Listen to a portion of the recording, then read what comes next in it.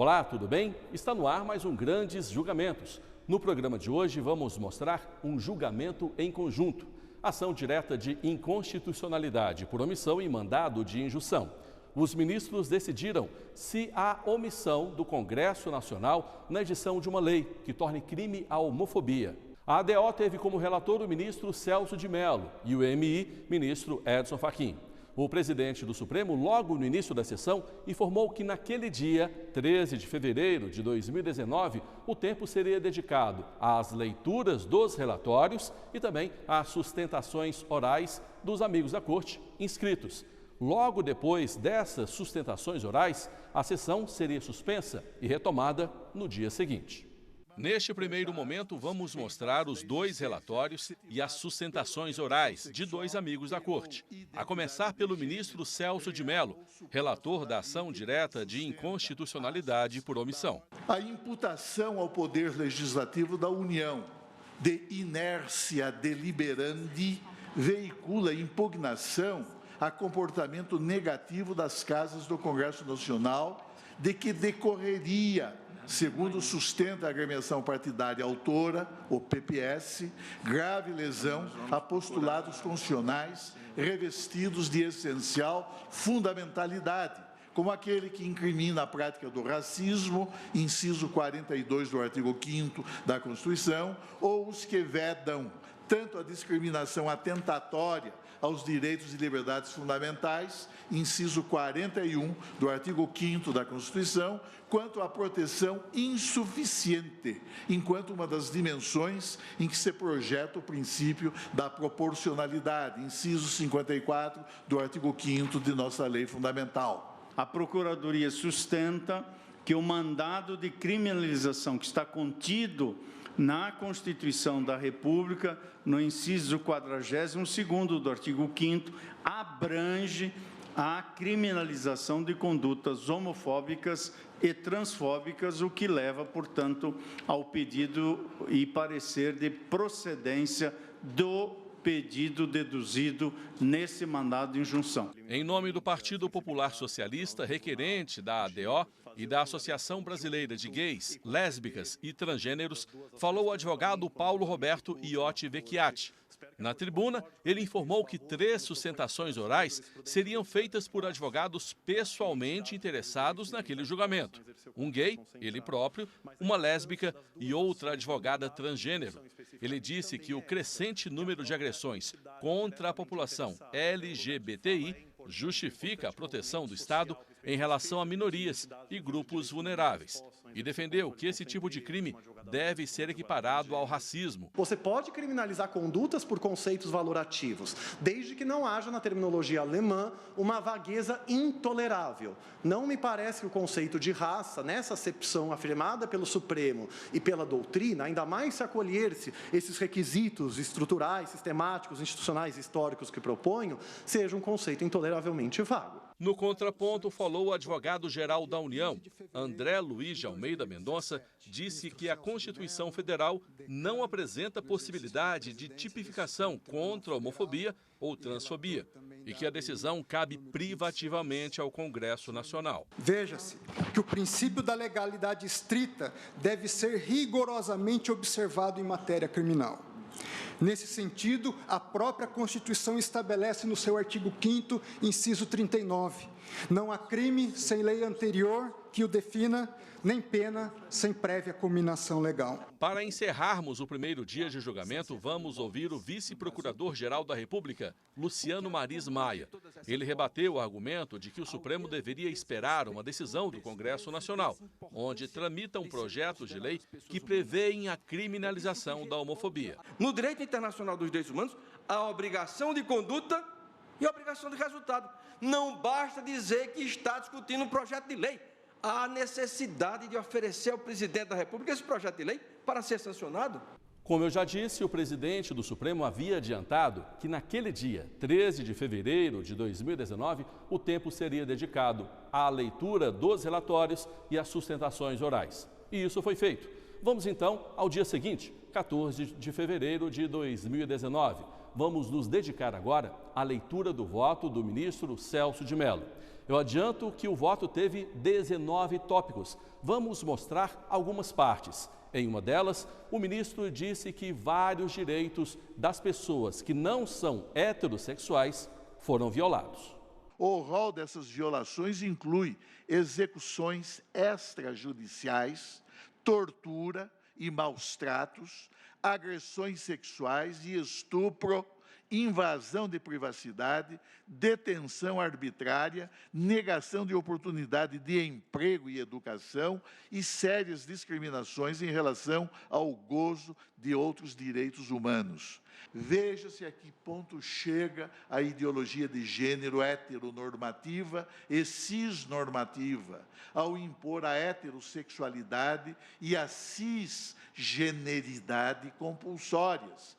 Quer tornar obrigatórios verdadeiros estereótipos de gênero, decorrentes das normas de gênero socialmente hegemônicas, que impõem um tipo específico de masculinidade absolutamente incompatível com as condutas afetivas entre homens, como se isso fosse um traço específico apenas da feminilidade, que exige das mulheres condutas bem sintetizadas na expressão bela, recatada e do lar. O número de transgêneros mortos entre 2016 e 2017 demonstra que o Brasil é o primeiro colocado no ranking mundial, tal como referido pelo Relatório Mundial da Transgender Europe, organização que registra dados relacionados ao tema.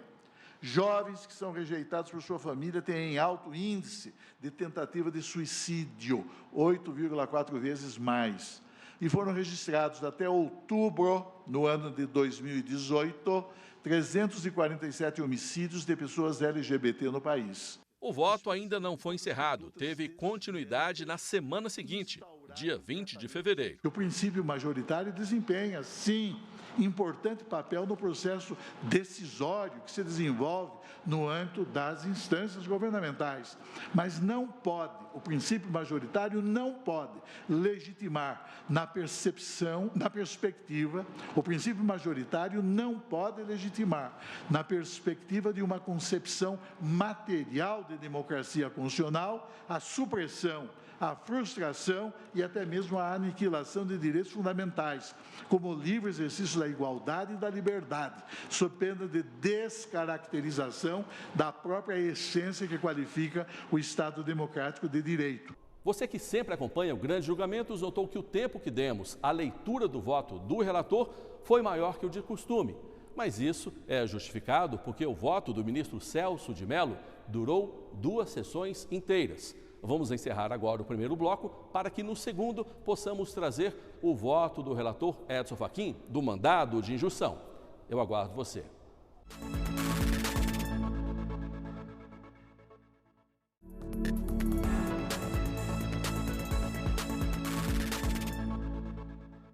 Estamos de volta com Grandes Julgamentos. Em pauta, a possível equiparação legal da homofobia com crime de racismo. No primeiro bloco, mostramos sustentações orais contra e a favor dessa possibilidade e ainda o voto do ministro Celso de Mello, relator da ação direta de inconstitucionalidade por omissão. O julgamento foi em conjunto. Além da ação direta, um mandado de injunção que teve como relator o ministro Edson Fachin. E é ele que vamos ouvir agora, sessão do dia 21 de fevereiro de 2019. O ministro defendeu a ideia de que até que haja lei específica, a homofobia deve, sim, ser equiparada ao crime de preconceito de raça. Proponho o julgamento procedente do presente mandado de injunção para reconhecer a mora inconstitucional do Congresso Nacional e aplicar, até que o Congresso Nacional venha legislar a respeito, a Lei 7.716, a fim de estender prospectivamente a tipificação prevista para os crimes resultantes de discriminação ou preconceito de raça à discriminação por orientação sexual ou identidade de gênero. É o voto no mandado de injunção 4733, senhor presidente. E acolhendo diretrizes de Vossa Excelência, já pronuncio o voto na ação direta de constitucionalidade por omissão número 26, relatada pelo eminente ministro Celso de Mello.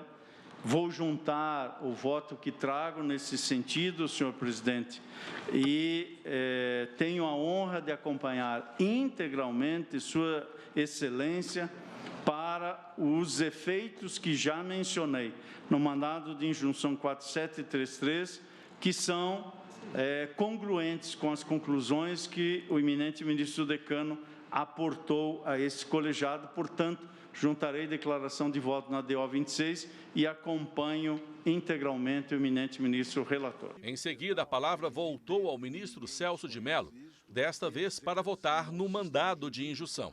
Ele deixou claro que os votos dele e do ministro Edson Fachin estão baseados em uma legislação já existente. Não se está instituindo um tipo penal novo, não se está construindo um novo preceito primário de incriminação, não se está estendendo de modo gravoso, in malam partem, uma descrição típica que não guarda qualquer conexão com a situação de transfobia ou de homofobia.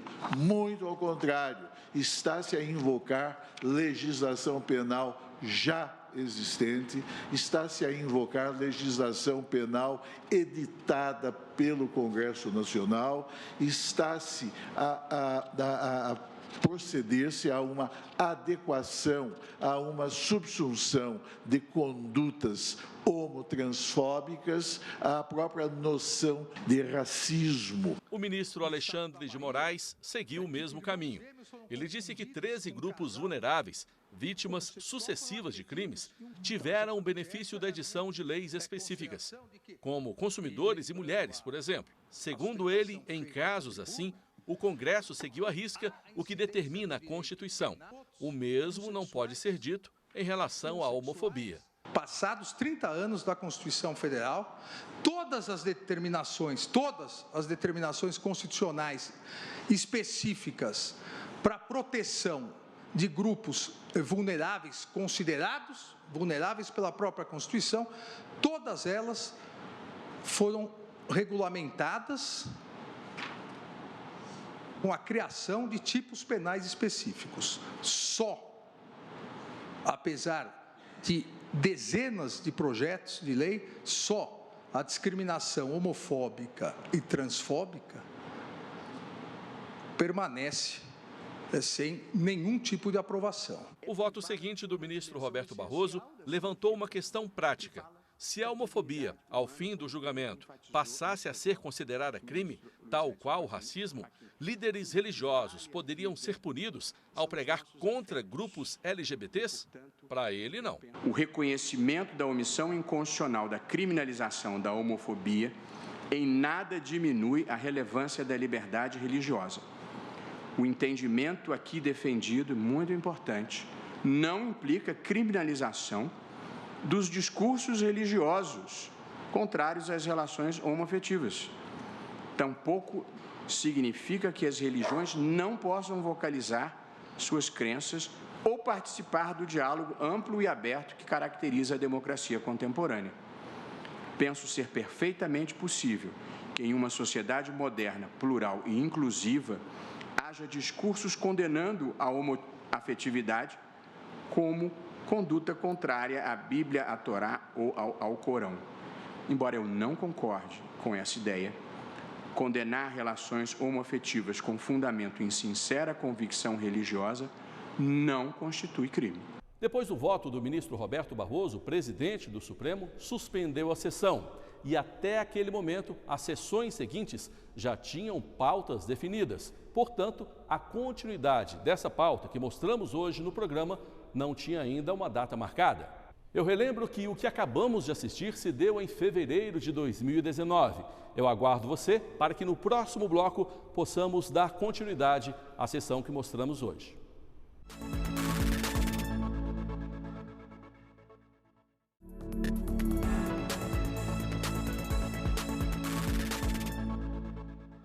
Estamos de volta. No programa de hoje, o julgamento da possível omissão do Congresso Nacional em editar uma lei que possa equiparar a homofobia ao crime de racismo. Até agora, os 4 ministros que votaram decidiram apoiar essa ideia. No bloco anterior, mostramos como foi o julgamento em fevereiro de 2019, quando a sessão foi suspensa pelo presidente do Supremo. Vamos retomar agora, a partir de maio do mesmo ano. Ver quais foram os votos para encerrarmos este bloco e contar toda a história a você. O voto que iremos assistir agora é o da ministra Rosa Weber. Ela também entendeu que há omissão do Congresso Nacional em editar uma lei que trate como crime a homofobia. Reconheço, pois, demonstrada a omissão do Poder Legislativo da União e o efetivo estado de mora legislativa inconstitucional na implementação do comando de incriminação inscrito no artigo 5º, 41 e 42 da Lei Maior relativamente às pessoas integrantes da chamada comunidade LGBT. Em consequência, impõe-se a cientificação do Congresso Nacional para os efeitos do artigo 103, parágrafo 2º da Constituição Federal e artigo 12H da Lei 9868 de 99, assentando que, e aqui a importância, enquanto persistir o estado de mora inconstitucional, aplica-se aos crimes praticados com motivação homofóbica ou transfóbica, mediante interpretação conforme da Constituição, a Lei 7.716 de 1989, que define os crimes resultantes de preconceito de raça ou de cor. Até agora mostramos que todos os ministros reconheceram a omissão legislativa. E o voto seguinte, do ministro Luiz Fux, seguiu na mesma linha. Entendo, senhor presidente, na qualidade de 6º votante que chancela esse resultado, que nós devemos, por dever de ofício, por dever à guarda da Constituição, a nossa subserviência à Casa Maior, julgarmos procedentes os pedidos na forma do voto dos relatores, ministro Celso de Mello, ministro Luiz Edson Fachin, considerando o racismo, os atos físicos de violência simbólica contra os integrantes da comunidade LGBT, sem prejuízo, como aqui hoje foi destacado, sem prejuízo e com toda a deferência e com todo o respeito de o Legislativo, ao seu tempo e ao seu alvedrio, criar, não contrariar, criar o tipo específico para esses fatos que aniquilam a noção de humanidade. A sessão foi suspensa depois do voto do ministro Luiz Fux e retomada no mês seguinte, junho de 2019. Com a palavra, ministra Carmen Lúcia. Por tudo que foi exposto nos votos, como disse, brilhantes dos ministros relatores e de todos aqueles que me precederam, é que voto no sentido de acompanhar os votos dos ministros relatores, Celso de Mello na ação direta e do ministro Edson Fachin no mandado de junção, reconhecendo a mora legislativa inconstitucional para se incriminarem os atos atentatórios a direitos fundamentais relativamente aos integrantes do grupo LGBT e até que sobrevenha o cumprimento do mandado constitucional de incriminação estabelecido nos incisos 41 e 42 do artigo 5º da Constituição, enquadrar, como votado pelo ministro Celso de Mello, a homofobia e a transfobia como tipo penal definido na Lei 7.716 de 89. Estou, portanto, senhor presidente, acompanhando os ministros relatores. Com este, são 7 votos pela equiparação da homofobia ao crime de racismo, até que uma lei específica cuide do tema. O voto seguinte, do ministro Ricardo Lewandowski, seguiu em outra direção. Muito poderia ser feito para proteger esses grupos minoritários e a criminalização de conduta seria um passo importante. Parece-me inconteste que se deve reconhecer a mora legislativa nesse sentido. Entretanto, a par de reconhecer a mora legislativa, pouco pode esta Corte fazer, não me parecendo viável invocar, aí tem uma ligeira discordância com os ministros que me antecederam, não me parecendo viável invocar os precedentes concretistas firmados nos mandados de injunção MI 607, 708, 712, por haver uma distinção fundamental a incidir do caso. Esse processo diz respeito à matéria penal, sujeita à reserva legal absoluta, a extensão do tipo penal, para abarcar situações não especificamente tipificadas pela norma penal incriminadora, parece-me atentar contra o princípio da reserva legal, que constitui uma garantia fundamental dos cidadãos, que promove a segurança jurídica de todos. Ante o exposto, senhor presidente, voto no sentido de parcialmente conhecida seja parcialmente provida esta ação, de maneira a reconhecer a mora legislativa, dando-se ciência ao Congresso Nacional para a adoção das providências necessárias. Depois do primeiro voto, que não atendeu plenamente ao pedido de criminalização da homofobia, votou o ministro Gilmar Mendes. Ele seguiu a maioria. De fato, não há como negar que a ausência do tipo penal específico para a homofobia tem sido óbice à fruição de direitos básicos de pessoas em razão de sua orientação sexual. Em verdade, como nós vimos, ameaça a vida dessas pessoas. Enfim, e aqui faço nova remissão aos números da violência motivada por homofobia, vale-me da proporcionalidade e da jurisprudência do Supremo, nomeadamente no que se refere ao histórico de concretização de direitos fundamentais no plano judicial, para reconhecer a aplicabilidade da Lei 7.716 às condutas discriminatórias relacionadas à homofobia e à transfobia, enquanto não sobrevier legislação específica sobre a matéria. Concluo nessa linha, presidente, subscrevendo as inteiras as conclusões dos votos do eminente ministro Celso de Mello e do ministro Edson Fachin, a quem, novamente, eu cumprimento pela beleza do trabalho aqui realizado. O ministro Marco Aurélio não votou como a maioria, nem como o ministro Ricardo Lewandowski. Vamos ouvir o caminho que ele tomou. Divirjo dos relatores, presidente, para inadmitir o mandado de junção. Não há segmento que tenha direito à criminalização.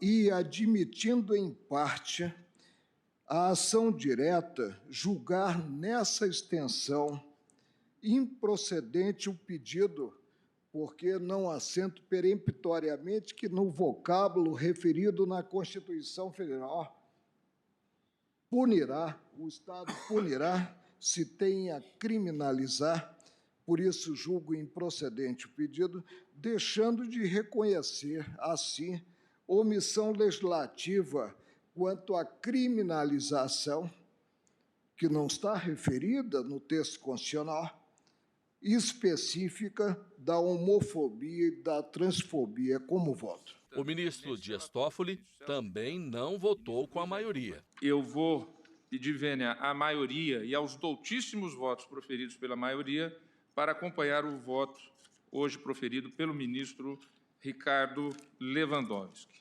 Proclamo, então, o resultado, que, por maioria, na ação direta de inconstitucionalidade por omissão número 26, por unanimidade, na ação direta de inconstitucionalidade por omissão, conheceram em parte da ação direta de inconstitucionalidade por omissão, nesta extensão, julgando-a procedente na forma do voto do relator. Nos termos do voto. Nos termos do voto do relator. Vencidos, ministro Ricardo Lewandowski, ministro Marco Aurélio em maior extensão e o ministro Dias Toffoli, que acompanhou o ministro Ricardo Lewandowski, na extensão média. No mandado de injunção,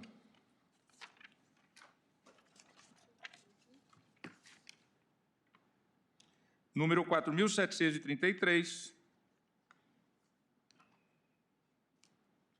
por maioria, conhecer do mandado de injunção, vencido o ministro Marco Aurélio, que julgava inadequada a via do mandamental. E, por maioria, julgaram procedente o mandado de injunção na forma do voto, nos termos do voto do relator, ministro Luiz Edson Fachin, vencidos em menor extensão, ministro Ricardo Lewandowski e Dias Toffoli, e já proclamado o voto do ministro Marco Aurélio desde o início, pela inadequação da via eleita. Para ficar claro, até que o Congresso Nacional edite uma lei que torne crime a homofobia, essa prática deve ser equiparada ao racismo. Espero que eu tenha ajudado a você a compreender melhor este assunto. Assista ao nosso programa também no nosso canal do YouTube, TV Justiça Oficial. Não perca, aguardo você no nosso próximo Grandes Julgamentos. Até lá!